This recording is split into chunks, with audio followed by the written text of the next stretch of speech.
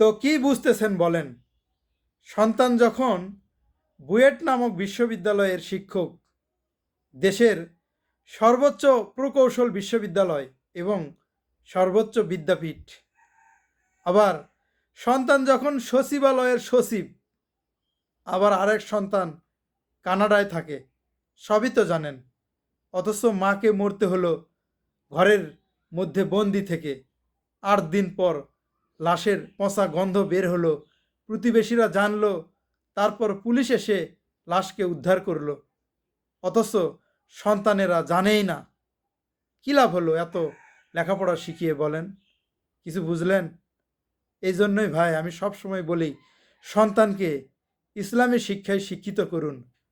ওগুলো শিখান, সমস্যা নাই, কিন্তু পাশাপাশি ধর্মীয় শিক্ষা, ইসলামী শিক্ষা মাথায় ঢুকিয়ে দিন। তবেই সেই সন্তান দ্বারা আপনার উপকারে আসবে।